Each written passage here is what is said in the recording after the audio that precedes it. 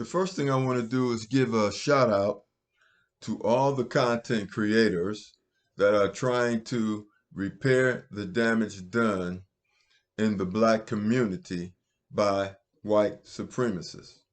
And what I am talking about is the weaponization of Black women against Black men. The weaponization of Black women against Black men using the feminine movement. The reality of the situation is that Black women and Black men, we should be fighting together for civil rights and voting rights and equality in the United States against Jim Crow laws that are being re-implemented in the United States, against systemic racism, which is intensifying as the Black family structure is being destroyed.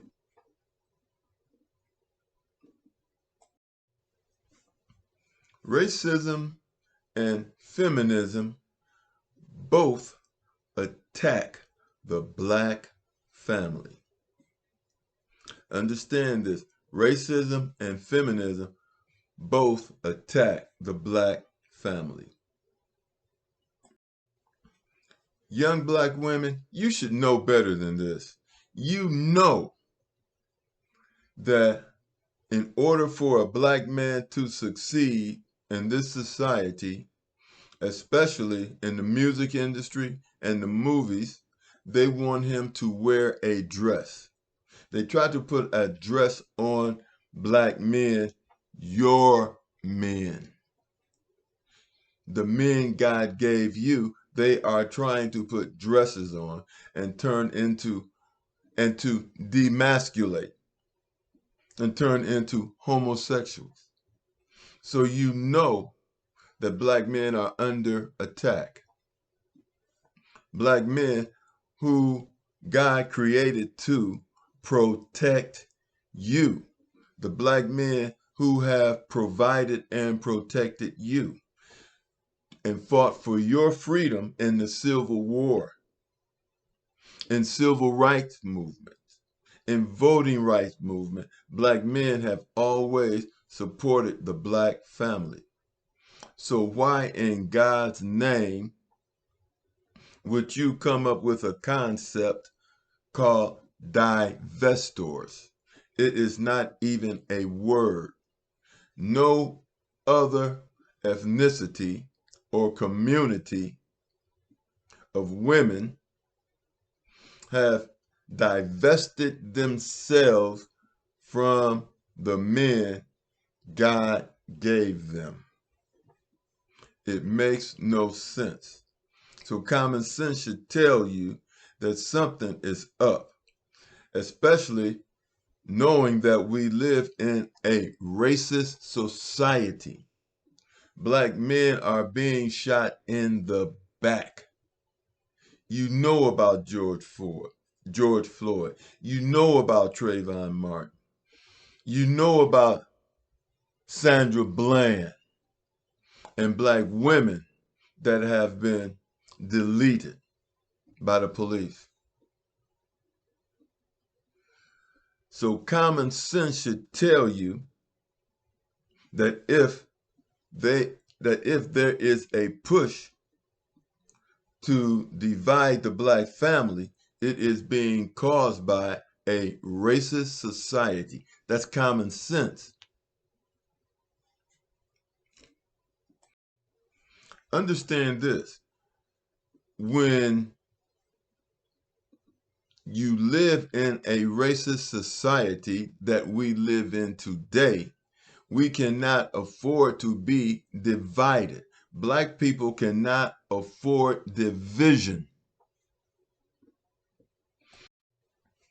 I'm not going to get into the ups and downs of what has caused the division in the Black community between men and women. But what I am going to address is the fact that We have to solve this problem. It is wrong.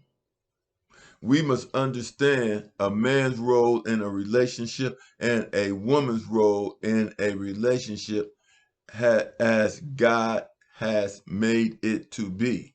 Men are the providers and protectors.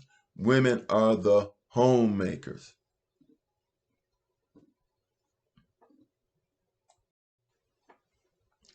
Whether you want to use the word submissive, masculine, feminine, there is a job to be done. Women were made to be in the home, to provide, to raise kids, carry kids, nurture kids. Men were made to provide, protect, and discipline kids and to lead the family. Men are constructed and created by God to lead the family. Women are a support system to see that that man is healthy, relaxed, leave the home in a mental frame of mind in which he can deal with systemic racism. Especially black men need to be relaxed so they can deal with systemic racism, and they need their women support. And sometimes, yes, black women will have to work because systemic racism is designed to take out the entire black family. Understand this. Women cannot raise a man. And white supremacists know this. That's why they created the welfare system. Pay women, which was really paying women to raise kids without the father in the home. A woman can't raise a man to be a man. A young man needs to watch how his father operates, watch how his father navigates this racist society in order for him to learn. If a young man is dependent on his mother, then when he leaves the home and he gets married, he's going to be dependent on his wife. She'll be looking for it to him to provide and protect, and he'll be looking at her to be like his mother. It doesn't work. Now let me tell you my own personal experience. Married my childhood sweetheart. She got pregnant after marriage, but I had designs on buying a home. I don't even think that was on her mind. But anyway, a couple months after my daughter was born, we had our home. 3 years later, had a son. And when my son was born, that's when I got serious and decided enough of this running the streets, getting high, smoking reefer, whatever. It's time to plan for the future. I wanted to ensure that my kids would be productive members of society. I worked a job. She worked, I worked. Got a real estate license, so I started doing two jobs to get ahead, provide for my kids. But she still wanted to get high, party, and do things like that.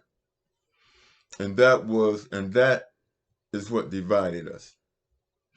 Another thing that divided us was that she spent too much time listening to her girlfriends. Listening to her girlfriends and wanting to run the streets.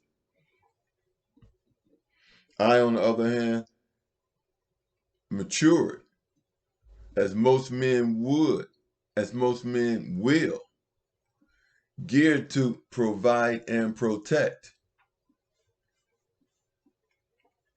So, Asked her to stop smoking reefer, stop getting high so much. And if you're going to get high, just hide that from the kids. She didn't do it. And that caused a problem. And she was wanting to party and listening to her girlfriends. One of the things I want to tell you, you all that are listening to your girlfriend, while my wife was upstairs getting dressed to go out, one of her girlfriends was hitting on me in our kitchen. See, we should have been concentrating on forming that bond, because when you get married, it is you and your husband against the world. It is not about spending money, uh, throwing away money, and all this crap. And I'm gonna get to that later. Anyway, we finally, she decided she wanted a divorce. I would never have asked her for a divorce. I would never have done anything to break up my family. This was what I was invested into. I told her, look, you go out Tuesday, Thursdays, and Saturdays and party your heart out. I'm going to the gym Monday, Wednesdays, and Fridays. And then on Sundays, we'll have family day with the kids. That wasn't good enough. So she applied for the divorce. And I thought about it and thought about it. But what she did was she left the house with my daughter, came back a few hours later, and there was a knock on the door, and there were lights outside the house, and she told the police that I had beat her up. I asked the police, do you see any damages on her? Does she look like she's been beat up? They just went by her word and said that, well, somebody's going to have to leave the house. I said, well, she's already outside. They said, no, you have to leave. I put my clothes and things in the car, a few clothes and things in the car, and left. On the way out, I told her, if they can put me out this house is not mine, and I will never step foot in this house. So she had already applied for divorce. So when the time came to go to court, I went, and she didn't show up. But I had decided that you put me out my house, total disrespect. We're getting this divorce. Went to get the divorce. I gave her everything in the house. She got child support. All I wanted was the stereo that I had just recently purchased. She wouldn't give me that. Gave her everything. House, everything. Child support. 3 years later, my children aren't doing, but in between the 3 years later, I would pick my children up 4 days a week, make sure they had something to eat, got their homework done, drop them off at home when she got there. Did this for 3 years. But before I did this, I moved into an empty apartment. I slept on the floor. Saved money, hustled up as best I could, bought a bed. Finally, a TV. The TV stand was the box the TV came in. Finally, I don't know, I got furniture finally got a couch for the living room. Then eventually, I got a stereo. And the stereo sat on the box the stereo came in. TV on the box it came in. Slowly but surely got myself together. And while I was doing all this, my kids' grades were going down in school. And then, but the big shocker was when she had a Pookie or Ray Ray move into the house that I had bought for my kids, and called myself leaving this house for her and my children. I did not expect that she would have this loser move in. I think she married him, but she kept my last name. That didn't last over a year. But sometime during that time that they were together, my daughter called me about falling out she had with her mother. Went over there, picked my daughter up, and I filed for custody of my daughter. The lawyers told me, you can't get custody of your kids. That's impossible. I went to another lawyer, gave him $1,000 retainer. Went to the hearing, he didn't show up. Got my money back from him. I wrote the motion and the affidavit up myself using the divorce papers to do so. Filed it and did it myself. Got custody of my daughter. Then later I got custody of my son. Moved from a 1-bedroom to a 3-bedroom apartment. Bought them, got their bunk beds, all this kind of stuff. They had their rooms, TV, put a desk in there, and all this kind of stuff. The funny thing happened is that as I was raising my children, women would always tell me, "Oh, you have custody of your kids?" I say, "Yeah." They'd say, "Oh, wow, that's nice. You got custody of your kids," and this, that, and the other. And I looked and I couldn't understand it. I told them, "These are my kids. They are my responsibility. I am not doing anything that I should not be doing, nor should I be rewarded because I am raising my children. That is a responsibility." So even nowadays, when I hear women talking about being a single parent, I was a single parent raising 2 kids. But the difference is I was so busy being a father and handling my responsibility, I didn't look at this as being any great thing. I was focused on raising my children. My daughter was a cheerleader. My son, I coached him in baseball and Little League Baseball. Helped to coach my son in football. I was too busy taking care of business to worry about, I got all this responsibility. I got to do this, I got to do it. I don't think like that. I know men who are raising their children, and they don't, and I've never heard any of them say, this is so hard. They just do what you have to do. Then, eventually, she lost the house. She could have sold the house under market value and picked up $20,000. Because if she'd done what she was supposed to, should have got $40,000 or maybe $50,000 if she'd have sold it properly. But she could have got $20,000 easy. But she lost it. Now I'm still scuffling in the apartment with my children. Daughter graduate. I put her in college. She dropped out. But she could always get in trouble and then go stay with her mother for a little while to avoid punishment for what she had done. My son graduated, gave him a chance to go to college. He didn't want to go that route, but that's okay. But during this time, I purchased a new home, which I'm living in now.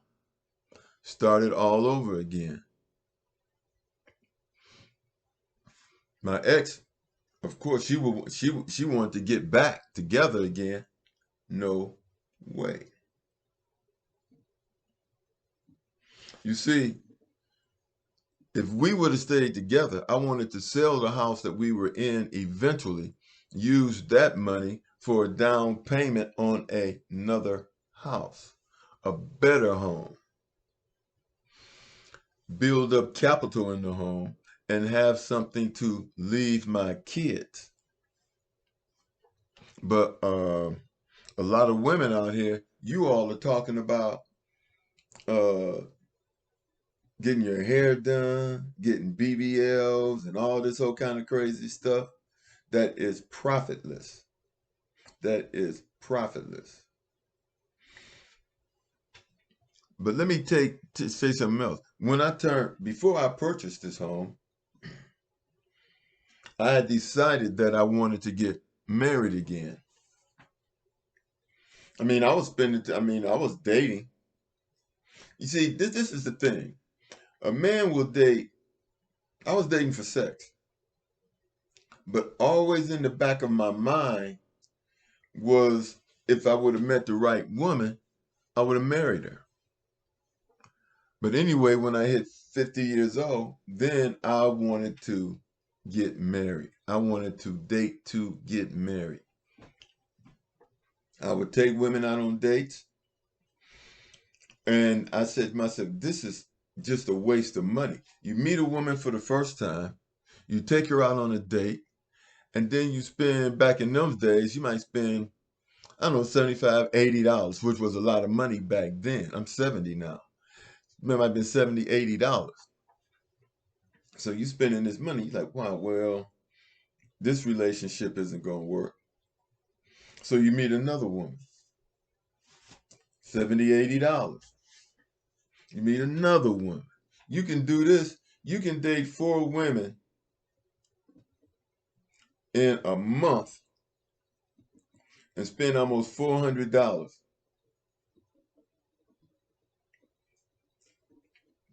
And that was ridiculous. So I decided, okay, I'm going to go the other route. So I started doing candlelight dinners. Candlelight dinners, flowers, still costly. And I'm not meeting any women that I want to be in a relationship with. In fact, they were really, it's weird.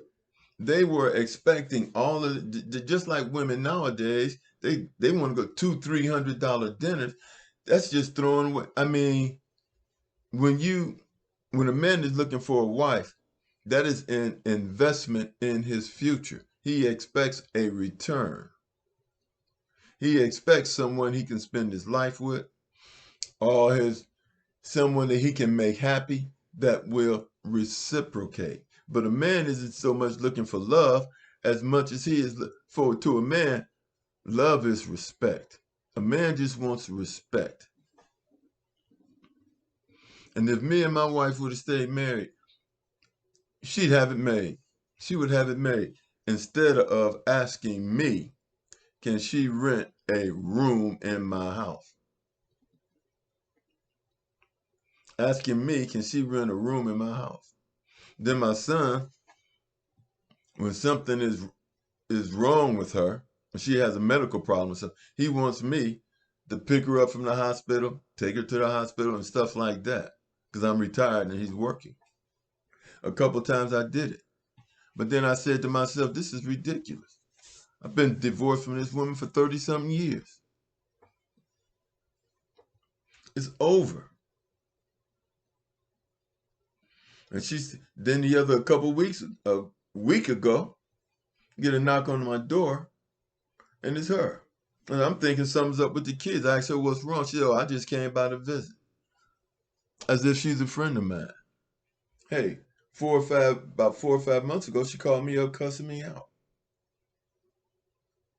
I'm telling you this story. Maybe you'll get something out of it. Maybe you won't. I don't know. But the thing I'm trying to tell you is this. Forget about running around with your girlfriends. If you get a man, be a feminine woman and give him the respect he deserves. I don't care if you make more money than he does. You still need that man's guidance. And if you have kids, you need that man in the home so that you don't raise a Pookie and Ray Ray who will be the man that you don't want. Here's another little kicker. You hear this about 666. You all this stuff about 666, 666, 6 feet tall, 6 inches, six figure. 666 is the sign of the devil.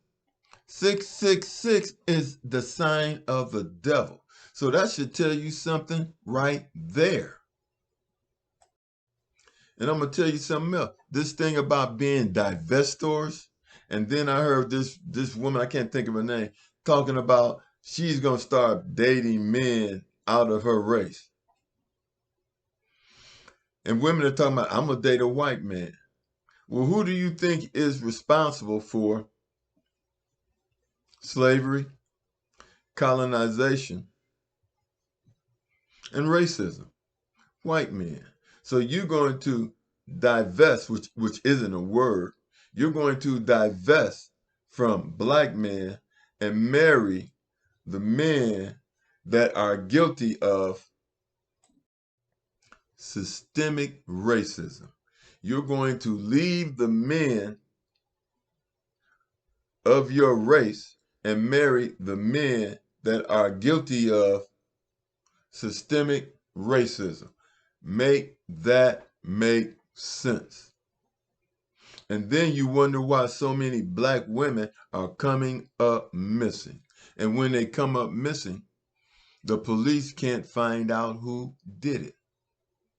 Understand this. The enemy of my enemy is my friend. The enemy of my enemy is my friend. Black men and black women, we have the same enemy. We cannot afford to separate and destroy the black family. Like and subscribe. Talk to you later. Hope you got something out of this.